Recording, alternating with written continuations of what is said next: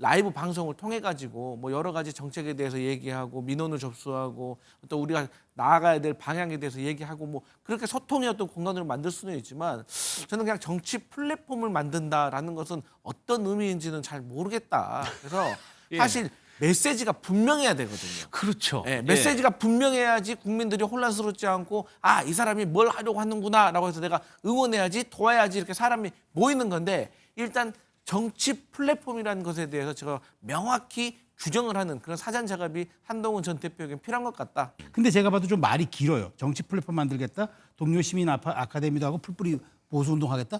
얘기가 길다는 거는 본질이 지금 뭔가 명쾌하지 않다는 얘기예요. 뒤집어 명확하게 얘기하면. 정해진 게 없다. 그러니까 갑자기 한 것 같아요. 왜냐하면 보십시오. 얼마 전까지 한동훈 전 대표 측에서 당원 가입 운동을 적극적으로 전개했어요. 그렇죠. 그래서 사당역에서 봤다가 나경원 의원하고 진종호 의원하고 막 충돌하기까지 막 했단 말이에요. 나경원 의원 지지하더라고. 왜 남의 지역에서 당원 받냐니까 아니 무슨 정당의 지역이 어딨냐고 이게 무슨 세습 봉건지 시진하고 그런 얘기가 나왔었는데 그렇게 적극적으로 국민의힘에 대해서 뭔가 그립을 지려고 하던 한동훈 대표가 갑자기 지금 하방 선언을 한다. 한동훈 전 대표의 불출마 선언은 저는 잦은 하방 선언이라고 보거든요. 구체적인 개혁은 이제 전당대회 직후에 뭐 저희들이 이거저거 뭐 좀 생각하고 있는 것들이 있는데 전국 순회 민심 현장 뭐 이런 것들은 뭐 당연히 해야 될 걸로 생각합니다. 그 한동훈 전 대표가 얼마 전에 이제 정치 플랫폼을 만들겠다라는 얘기를 한 적이 있거든요. 온라인, 오프라인 다 하면서 훨씬 더 다양한 프로그램을 갖고 풀뿌리 보수 운동을 좀 하고자 합니다. 여러 가지를 얘기를 했습니다만 한동훈 전 대표가 본인이 밝힌 일정은요. 불출마 선언하고 처음으로 좀 가시적으로 하는 일이 이제 라이브 방송이에요. 토요일 밤이니까 내일 밤에 라이브 방송을 하겠다는 겁니다. 기존에 해오던 거하고 일단은 동일한데 여기서 보면 정치 플랫폼을 만들 것이다라고 했거든요. 그럼 지금 상황에서 이런 걸 얘기하는 걸까요? 그러니까요. 저도 정치 플랫폼이라고 하면 그게 정당 아닌가요? 그렇죠. 예. 대표적인 게 정당이죠. 네, 대표적인 게 정당이에요. 국민들에게 호소해가지고 당원을 모으고 또 그 당원들의 뜻을 받들어가지고 이것을 정책으로 법안으로 만들어가지고 관철시키고 또 이 정치 결사체가 집권을 하게 되면 그 어떤 정책 방향에 따라서 나라를 운영하겠다. 이게 전형적인 정치 플랫폼입니다. 물론 거기에 하나가 더 붙을 수도 있죠. 온라인. 그러면은 뭐 말씀하신 것처럼 이런 뭐 라이브 방송을 통해 가지고 뭐 여러 가지 정책에 대해서 얘기하고 민원을 접수하고 또 우리가 나아가야 될 방향에 대해서 얘기하고 뭐 그렇게 소통의 어떤 공간을 만들 수는 있지만 저는 그냥 정치 플랫폼을 만든다라는 것은 어떤 의미인지는 잘 모르겠다. 그래서 사실 메시지가 분명해야 되거든요. 그렇죠. 메시지가 분명해야지 국민들이 혼란스럽지 않고 아, 이 사람이 뭘 하려고 하는구나라고 해서 내가 응원해야지 도와야지 이렇게 사람이 모이는 건데 일단 정치 플랫폼이라는 것에 대해서 제가 명확히 규정을 하는 그런 사전 작업이 한동훈 전 대표에게 필요한 것 같다 이런 생각합니다. 근데 연장해서 또 설명을 보면은 동료 시민 아카데미도 하고 풀뿌리 보수 운동을 하겠다는 건데 저희가 풀뿌리 뭐 민주정치 뭐 이런 거 얘기할 때 지역에서 그거를 활동을 한 걸 얘기하는 거잖아요. 그렇죠. 그러니까 이게 뭐 우리가 흔히 얘기하는 지방자치를 얘기할 때 풀뿌리 민주주의라고 얘기하잖아요. 그러면 이제 아래서부터 올라오겠다는 이제 얘기인데 특히나 이제 신지호 의원 같은 경우가 이제 하방이라는 단어를 썼는데 그게 사실 중국의 정치 용어죠. 중국에서 이제 나중에 지도자가 될 사람들이 미리 내려가서 이제 지방으로 가서 시진핑도 그런 것을 받아왔고 아니면 정치적으로 실각했을 때 그때 이제 지역에 내려가서 집권하는 걸 또 하방이라고 하는 두 가지 사실 의미가 하방이라는 단어에 있는 거거든요. 근데 전 한동훈 전 대표 같은 경우에 하방이라 하면 조금 그 국민 속으로 민중 속으로 이런 좀 말하자면 정치적인 좀 훈련을 더 쌓겠다는 식의 이제 해석이 되는 것 같은데 근데 제가 봐도 좀 말이 길어요. 정치 플랫폼 만들겠다. 동료 시민 아카데미도 하고 풀뿌리 보수운동 하겠다. 얘기가 길다는 거는 본질이 지금 뭔가 명쾌하지 않다는 얘기예요. 뒤집어 얘기하면. 정해진 게 없다. 그러니까 갑자기 한 것 같아요. 왜냐하면 보십시오. 얼마 전까지 한동훈 전 대표 측에서 당원 가입 운동을 적극적으로 전개했어요. 그래서 사당역에서 봤다가 나경원 의원하고 진종호 의원하고 막 충돌하기까지 막 했단 말이에요. 나경원 의원 지지하더라고. 왜 남의 지역에서 당원 받냐니까 아니 무슨 정당의 지역이 어딨냐고 이게 무슨 세습 봉건지 시진하고 그런 얘기가 나왔었는데 그렇게 적극적으로 국민의힘에 대해서 뭔가 그립을 지려고 하던 한동훈 대표가 갑자기 지금 하방 선언을 한다. 이게 지금 여러 가지로 말하자면 지금 너무 빠른 타이밍에 이게 이루어진 변화이기 때문에 한동훈 전 대표 측에서도 뭔가 준비해 놨다기보다는 하방을 하면서 이제 조금 장기적인 어떤 그런 시각을 갖고 하겠다. 특히나 이제 한동훈 대표가 전 대표가 불출마 선언하면서 정치적 연대라는 말을 씁니다. 연대. 예. 이 연대라는 말이 개혁연대요. 연대라는 말이 좀 미묘한데 그래서 그런 측면에서 저는 지금 한동훈 대표의 키워드를 놓고 보면은 일단은 지역으로 아래로 내려가고 정치 플랫폼을 만들고 그다음에 연대를 하고 이 여러 가지 키워드를 조합을 해보면은 한동훈 전 대표가 여차하면은 보수의 새로운 어떤 신질서를 밖에서부터 만들어서 내가 안으로 들어올 수도 있겠다라는 걸로 비칠 수가 있어서 앞으로 향후 행보 제가 보기에는 뭐 한 달 정도는 좀 지켜봐야 가능성이 있다고 보세요? 있다고 봅니다. 아니 왜 그러면 홍준표 전 시장은 뭐라고 표현했냐면 정치 개념을 하나도 잘 모르는 자라고 했거든요. 네. 이것이 정치, 그러니까 이른바 정치를 잘 모르는 사람의 행동인 것이냐, 아니면은 뭐 최수영 평론가 말씀하신 거죠, 새로운 정치 개념을 보수 진영에 투입하는 것이냐. 이제 그렇게 이제 저는 그럴 가능성이 있다고 보는데 홍준표 전 시장 같은 기존의 문법으로 이걸 봤을 때는 말이 안 되는 거죠. 아니 정당의 당대표를 했던 사람이 뭘 밖에 나가서 플랫폼을 만들고 뭘 하냐.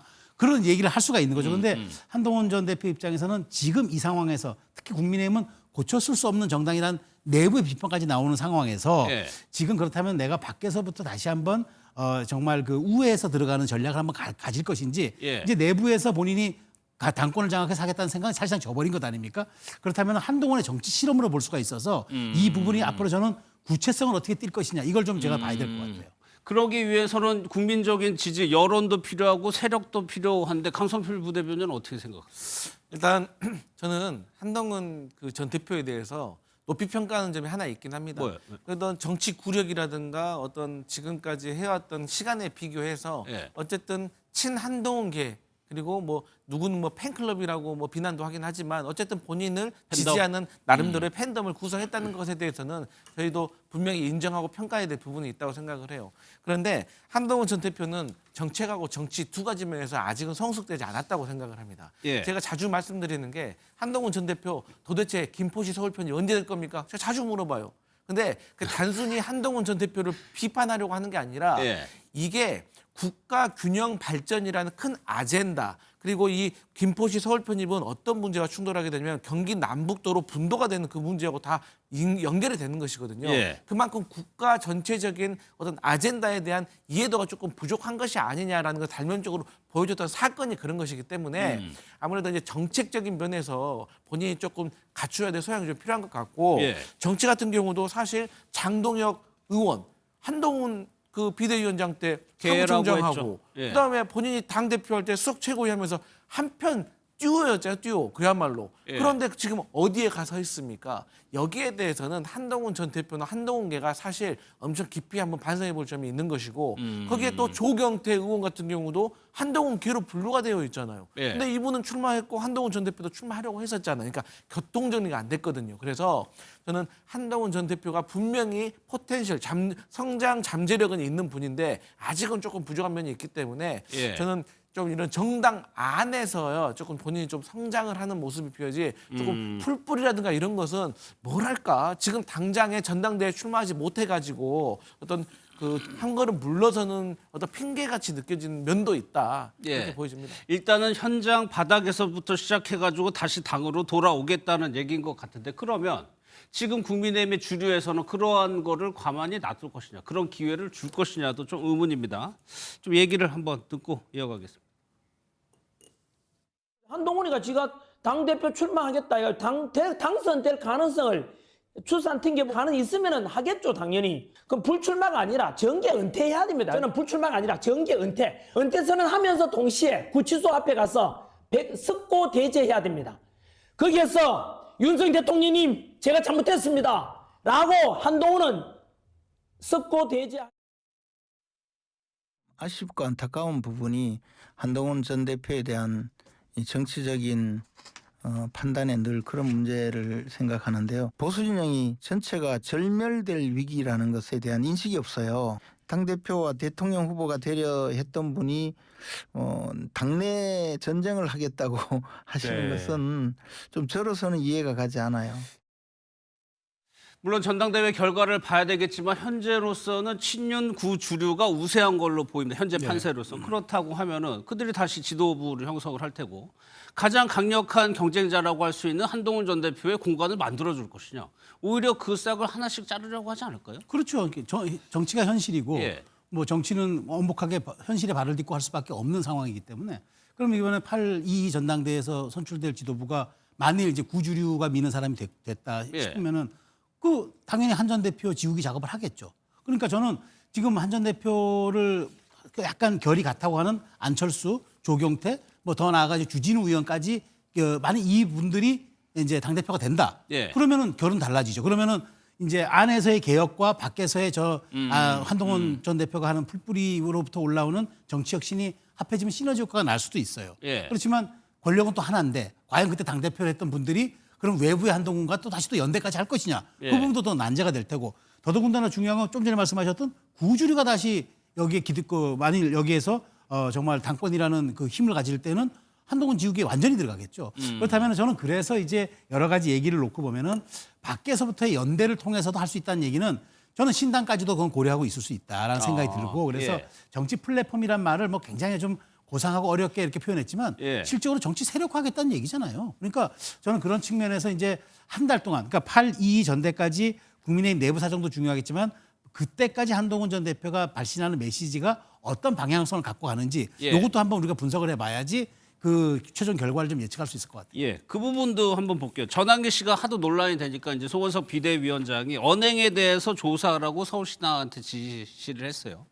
결과적으로 그러면 전환기 씨를 국민의힘에서 떼어놓을 수 있다고 보세요? 저는 그 의지에 따라서 충분히 법적 어떤 당은 당규상 근거가 있기 때문에 네. 저는 의지만 있다면 수는 전환기 있다, 씨는 의지가 충분히 있으면. 출당할 수가 있다고 생각을 해요. 먼저 전했던 사례도 있는 것이고. 근데 이제 지금 제가 봤을 때 국민의힘의 지도부가 그런 선택을 하지 않을 것 같아요. 그래서 저는 상당히 안타깝고 우려스러운 상황이라고 생각을 하고 저는 그 전환기 씨가 조금 문제가 뭐냐면 우리 방금 화면에서도 한동훈 전 대표는 뭐 정계 은퇴해야 된다, 뭐 나쁜 사람이다, 뭐 석고대죄해야 된다 이런 주장을 막 하잖아요. 예. 저는 이분이 과거 처음 등장했을 때부터 되게 아쉽다고 생각했던 점이 뭐냐면 이분은 무슨 주장을 할 때 객관적인 근거가 부족해요. 그러니까 이러하니까 한동훈이가 석고대죄해야 된다. 예. 이런 잘못을 한동훈이 했으니까 은퇴해야 된다. 이렇게 앞뒤가 있어야 되는데 이분은 그냥 뭐 가서 석고대죄해라, 뭐 서울구치소 가서 이래라. 이래 보니까 조금 설득력이 없잖아요. 예. 그런데 지금은 한동훈 전 대표를 목표로 하고 있으니까 그런다고 치지만 과연 전환기 씨가 한동훈 전 대표만 앞으로 공격할까요? 아닐 수가 있거든요. 제2의 홍준표가 될 수도 있는 거예요. 그래서 또 왜 당신들 지금 윤석열 전 대통령을 지우려고 하는 겁니까? 라고 하부터 시작해가지고 전당대회 뭐 누군가를 지지하면서 전국을 돌면서 얘기를 하면은 그야말로 부정선거 음모론자와 계몽령 전파자가 예. 국민의힘을 대표하는 사람으로 보일 수가 있거든요. 그렇기 때문에 지금 국민의힘의 지도부는 과감하게 초기에 전환기 씨를 끊어내야 되는데 예. 왠지 제가 봤을 때 지금 돌아가는 걸 보면 그러지 않을 것 같아서 그게 걱정입니다. 예. 뭐 서울시당의 결과, 뭐 조사 결과를 한번 보죠.